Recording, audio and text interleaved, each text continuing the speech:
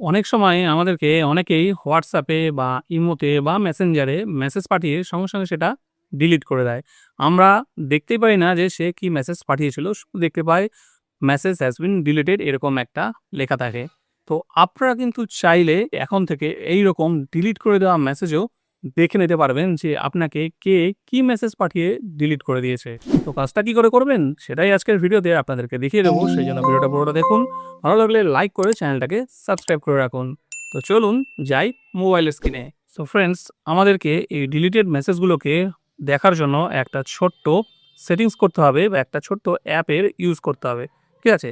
তো কি করে করব সেটা প্রথমে আমরা আমাদের প্লে স্টোরটাকে ওপেন করব। ওপেন করার পরে এখানে সার্চ বারে টাচ করব।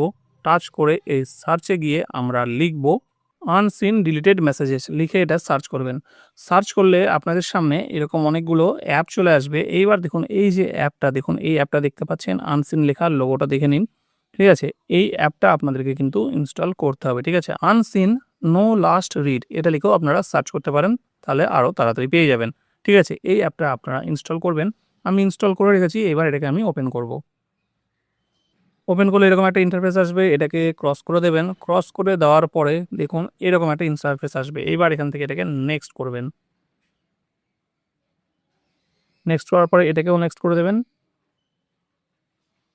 তারপরে এটা আসবে, এটাকেও নেক্সট করবেন। এইবার কোন, কোন অ্যাপগুলোর আপনি ডিলিটেড মেসেজ দেখতে চান সেই অ্যাপগুলোকে আপনি সিলেক্ট করে নেবেন।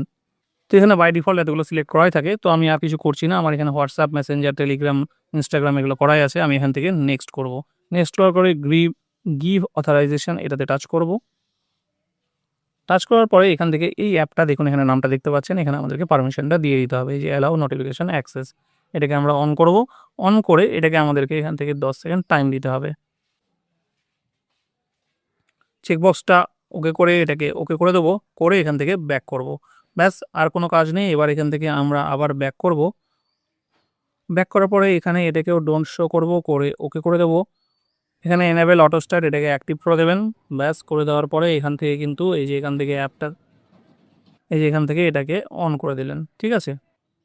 অন করে দিলে এটা অনের মধ্যে চলে আসবে। এবার এখান থেকে আমরা ব্যাক করব। ব্যাক করলে কিন্তু আমাদের কাজ কমপ্লিট হয়ে গেছে। এইবার দেখুন আমার এখানে হোয়াটসঅ্যাপের আইকনটা দেখাচ্ছে, এখানে কিন্তু কিছু নেই। ঠিক আছে? আমি এটাকে এরকম হোম প্রেস করে দিলাম। এবার আমার এই হোয়াটসঅ্যাপে এই ফোন থেকে একটা মেসেজ পাঠাই। ঠিক আছে? ধরুন আমি এখান থেকে আমার এই নাম্বারটার মধ্যে একটা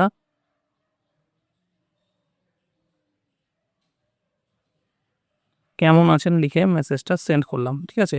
এই যে মেসেজ পাঠিয়ে দিয়েছি। হ্যাঁ? এবার দেখুন আমার এখানে কিন্তু মেসেজটা চলে এসছে। ঠিক আছে? এই যে দেখুন দেখতে পাচ্ছেন এখানে চলে এসছে। ঠিক আছে? আমি কিন্তু এইবার এটাকে ডিলিট করে দেবো। এই যে ডিলিট করে দিলাম।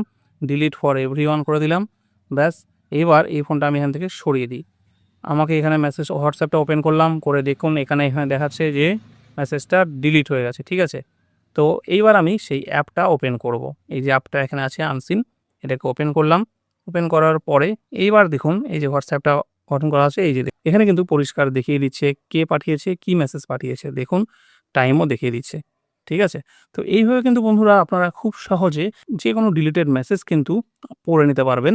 আপনাকে যদি কেউ পাঠিয়ে সেটা ডিলিট করে থাকে, সেটা WhatsApp, Messenger, ইমো যেকোনো অ্যাপেই হতে পারে। সো ফ্রেন্ডস, টেস্টটি কেমন লাগলো অবশ্যই কমেন্টে জানাবেন। যদি ভালো লাগে থাকে তাহলে অবশ্যই ভিডিওটাকে একটা লাইক করবেন। আর এরকম ভিডিও দেখতে পছন্দ করলে চ্যানেলটাকে সাবস্ক্রাইব করে নেবেন।